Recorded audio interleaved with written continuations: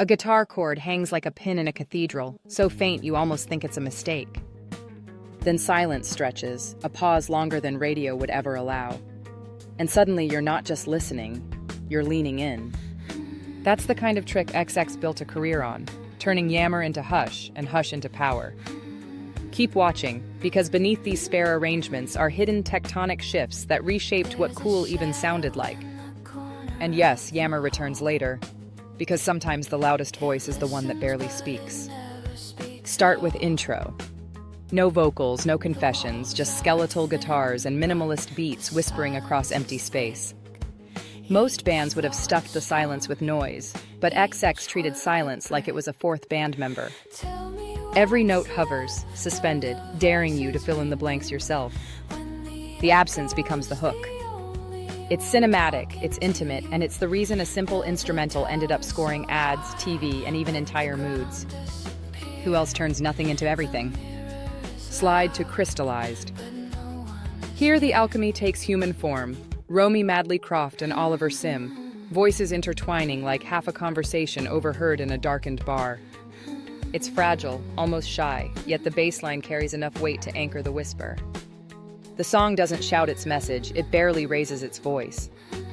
But the repetition, the subtle shifts, the way two voices fold around each other, that's tension disguised as tenderness. A love song that sounds like it's afraid of its own echo, yet that fear becomes addictive. And then Islands. On the surface, it's a song about devotion, about staying in one place, but the structure says otherwise. Loops repeat. Phrases return like tides, creating a hypnotic cycle that traps you in its orbit. Each refrain feels both reassuring and claustrophobic, like comfort that threatens to smother. The genius? That contradiction is the point. Love as repetition, routine as rhythm, comfort laced with unease. When Rami and Oliver trade lines, it's not a duet, it's a tug-of-war wrapped in velvet.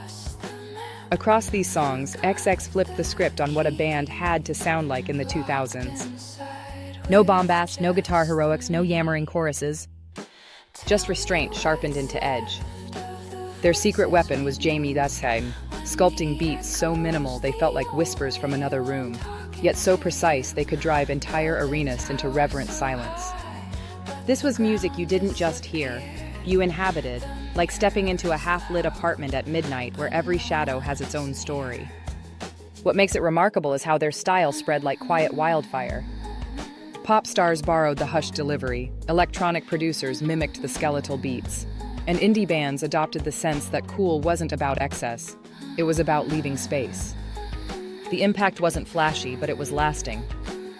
XX proved that understatement could roar louder than distortion, and that sometimes the boldest move is to play less,